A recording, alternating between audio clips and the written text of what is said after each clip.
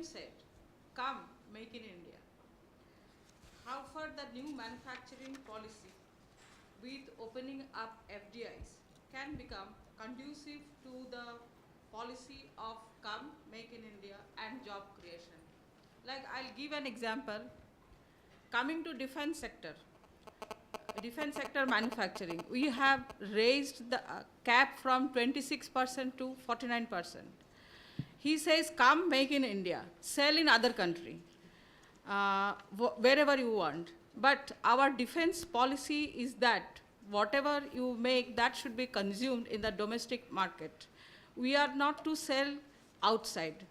Do not you think that the above policy, like this come make in India, is in contradiction with the defense sector manufacturing policy, whether the government should change its policies with regard to the defense sector manufacturing? This is one question. And whatever I felt from the presentation, the question essentially is, what is that led to decline in growth in manufacturing sector? What is that which led to decline in growth in manufacturing sector? Is it true that overproduction or underconsumption in the event of global meltdown of 2008? Sir, I have read some parts of a book by a great economist, new economist, Varoufakis, from Greece. In his book, Global Minotaur, written in the wake of financial crisis, said, terms were set that Japan, China, and Germany were manufacturing countries, and the remaining countries are there to import the production. Thank you, sir. Thank you. Heribert. Yeah, thank you very much. I would like to underline the policy shift or the shift of perception with regard to manufacturing that we have seen in the last 10 or 15 years. 10 or 15 years, many people were assuming that manufacturing is no longer necessary in our post-industrial societies, right? It was considered to be old-fashioned to manufacture something. And the new economy, do you remember the term? The new economy was considered to function without manufacturing. Well, now Forbes is suggesting, and I quote, the real economy, the real winners of the global economy are the material boys, those that are producing. And looking at the experience very briefly, we don't have time to do that in depth, but looking at the experience in Europe, we can clearly see that those countries that have shrinking manufacturing sectors are the countries that are in trouble, and those that are manufacturing are, at least for the time being, and I'm talking about my own country, not in trouble. You look at Italy, which is probably a country which used to have a competitive manufacturing sector in the past. You look at the Italian car manufacturer Fiat, that produced over 2 million vehicles 25 years ago, and last year they are down to 700,000, the country is, and the consequence, and today, ironically, Iran and Argentina produce more vehicles than Italy. They don't produce Ferraris, of course, in Iran, but more vehicles. And what we can see here is that having had a manufacturing sector doesn't mean that you will continue to be kind of an attractive location for manufacturing in the future. So just a brief look at the European experience and at the shift, and I want to underline the shift of perception with regard to manufacturing. Thank you. I'm afraid I have to close the participation of the audience, and I'll give half a minute each to the panelists who wish to comment further on the comments from the floor. Starting from the right. Yes. Thank you. Very quickly, well, thank you very much. The only thing I would like to add at this point is that from the presentation, all very interesting, sometimes some hint to import substitutions, some maybe protectionist flavor here and there. I don't know whether this is the right recipe for India, particularly if we put these into the perspective, even in an Asian perspective, and looking at what's going on at the level of the negotiation of regional trade agreements, which is also another dynamic at the moment, which is very strong at the level of TPP, for instance, at the level of RCEP.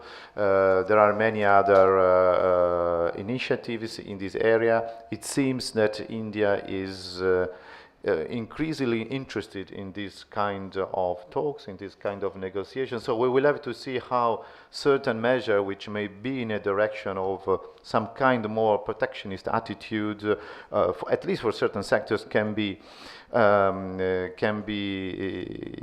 accommodated with these other interesting developments at the level of, particularly of regional trade agreements, which are very powerful, which may have a very, very important implication at continental level, particularly in Asia. Thank you. Thank you. Prema. Just a quick response to Tom. Yes, I mean, with this growth, poverty nexus emphasis, there was direct action to, reduce poverty. But the real issue is that the lasting solution to poverty depends on employment creation. I mean, I was born and grown in a poor family in the, remote Sri Lanka, right? I know of all these big projects to vaccination and all that. These projects never last beyond the aid commitment, right? Once the aid commitment disappears, the projects are gone. I think the East Asian experience is that lasting solution lies in employment generation. And then Heribert point, it is correct, but I clearly highlighted the point that the relevance of manufacturing depends on stage of development. The production bases are shifting from Middle and developed countries to low-cost location. That is good for low-income countries. That is the crux of global production sharing. And the third point related to Pranav's point, thanks for endorsing my point about need for low and middle skill development. I can prescribe you a good reference to support this point. This is I-section's biography of Steve Jobs. At the end of the book, there is an interview, discussion between President Obama and Steve Jobs. Then President Obama asks him, now your production bases in China run by Foxconn create about 700,000 jobs. Now the number is 1.2 million, right? Then he asks him, can't you bring these production bases to US? Then Steve Jobs says, President, can you generate 40,000 middle-level supervisors here in the US? The reason why they have shifted production bases to China is not only cheap labor availability, but middle-level manpower. That's the core to the success story. Thank you. Yes. I don't have a question, but I just want to answer this lady. She asked me a very important question. Just 30 seconds, I'll give. This defense export, we are not... Okay, we'll try to see if we can deal with it, yes. Yes, thank you, Mr. Chairman. Yes, very quickly, I think I was also trying to address the questions by the lady about what led to decline of manufacturing. I think one of the reasons which I was raising is the premature appreciation of rupee was to some extent, this was not the only factor, but one of the factors. And about defense manufacturing for domestic consumption or export, I think they go hand in hand, because you need world scale supply production facilities, and world scale supply facilities or production facilities can be developed when you are targeting both domestic market and exports. So there is no issue of only for exports or for domestic production. You need to look at both. Thank you. Thank you. Yes. Well, we have come to the end of this session. It's very difficult for me to attempt a summary of all that has been said. But I think on this point of defense-oriented industries, Nagesh has given an answer. It's very difficult. If it is very difficult, okay, it is very. Just 1 minute. I'm for defense. I'm a submariner. 30 years I served as a submariner. No, what I was saying first, Latest importer of defense. let me try to answer the let me try to answer the point. The point is that you cannot treat defense industries on the same basis as other industries. There is the international security requirement also. There are certain laws and international treaty obligations. You can't just say that it is the same thing and it should be free for all.